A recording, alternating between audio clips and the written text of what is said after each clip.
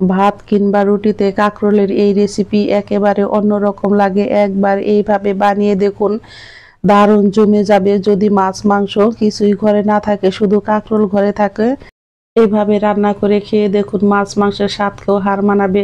এখানে নিয়েছি আমি বেশ কিছুটা কাঁকরোল। কাঁকরোলের দুই মাথাটা আমি কেটে শক্ত খোসাটা কিন্তু ফেলে দিয়েছি। এইরকম আমি চাক চাক করে কেটে নিয়েছি।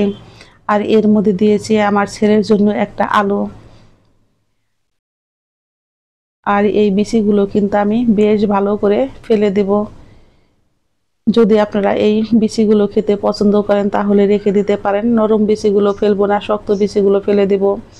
চলে যাব চুলায়। কড়াইতে দিয়েছি পরিমাণ মতো সরিষার তেল। তেলটা গরম হয়ে গেছে। এখন কাঁকরোলগুলো দিয়ে বেশ ভালো করে ভেজে নেব। বন্ধুরা, একবার হলো কাঁকরোলের এইভাবে আপনারা রান্না করে খেয়ে দেখবেন।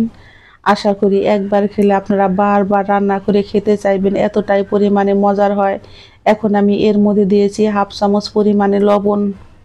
লবণটা দিয়ে চুলার আঁচটাকে মিডিয়াম টু লোতে রেখে আমি কিন্তু এইভাবে ভেজে নিব।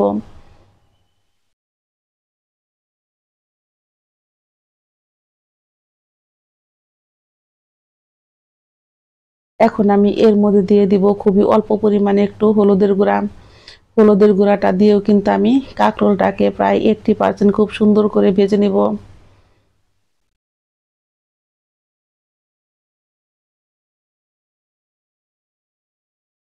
যারা খেয়েছেন তারা তো জানেনই এর স্বাদ কিরকম। যারা একবারও খাননি, একবার হলো বন্ধুরা বানিয়ে খেয়ে দেখবেন, খেতে এতটাই পরিমাণে মজার হয়।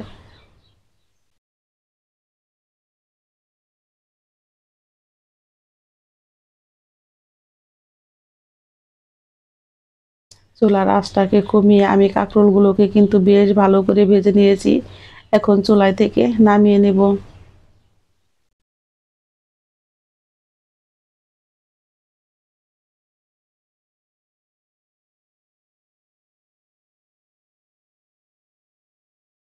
কাঁকরোল ভাজি হলেই কিন্তু প্রায় 80% রান্না হয়ে যায়। এখন আমি এই তেলের মধ্যে দিয়ে দেব একটা শুকনো লঙ্কাকে অর্ধেক করে, আর হাফ চামচ পরিমাণে কালো জিরে। ফোড়নটা আমার রেডি হয়ে গেছে। এখন আমি দিয়ে দিব বেশ কিছুটা পরিমাণে পেঁয়াজ কুচি।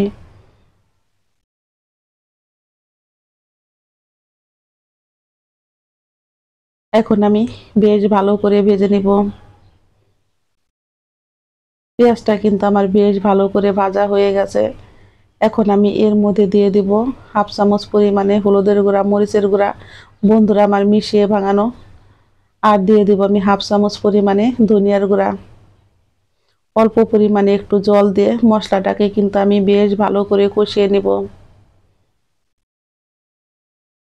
এর মধ্যে আমি দিয়ে দিব অল্প পরিমাণে একটু চিনি।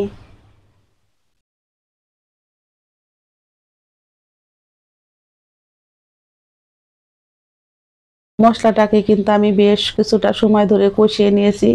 এখন আমি এর মধ্যে দিয়ে দিব ভেজে রাখা আলু আর কাঁকরোল। আলু আর কাঁকরোলটা দিয়েও কিন্তু আমি বেশ ভালো করে আবার একটু ভেজে নেব, 3 থেকে 4 মিনিট।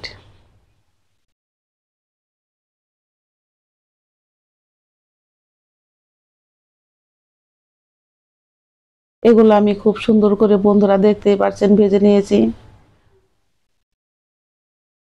এখন আমি এর মধ্যে দিয়ে দিব অল্প পরিমাণে একটু জল,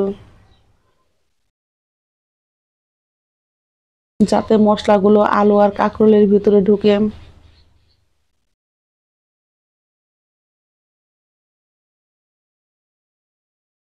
এই মশলা কাঁকরোলটা বন্ধুরা খেতে হয় কিন্তু দুর্দান্ত মজার। আমার পরিবারের কিন্তু সকলেই অনেক পছন্দ করে, শুধু পছন্দ করে না, অনেক মজা করে খায়। এখন আমি এর মধ্যে দিয়ে দিব বেশ কিছুটা কাঁচামরিচ। আমি কিছুটা আস্ত রেখেছি আর দুই একটা হাত দিয়ে এইভাবে একটু ভেঙে দিয়েছি।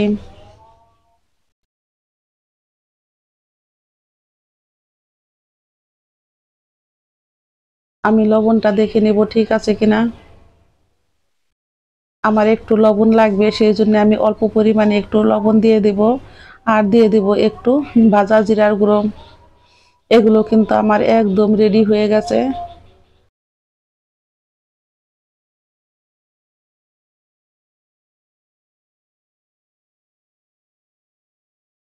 ভালো লেগে থাকলে অবশ্যই বন্ধুরা একটা লাইক আর শেয়ার করতে ভুলবেন না। আমার আলু আর কাঁকরোলটা কিন্তু নরম হয়ে গেছে। এখন আমি চুলাই থেকে নামিয়ে নেব। চুলাই থেকে নামিয়ে গরম গরম পরিবেশন করুন বন্ধুরা। ভাত কিংবা রুটির সাথে খেতে হয় কিন্তু দারুণ মজা, সেই স্বাদ। সকলেই ভালো থাকবেন, সুস্থ থাকবেন। আমি আবারও ফিরবো নতুন নতুন কোনো রেসিপি নিয়ে। ধন্যবাদ।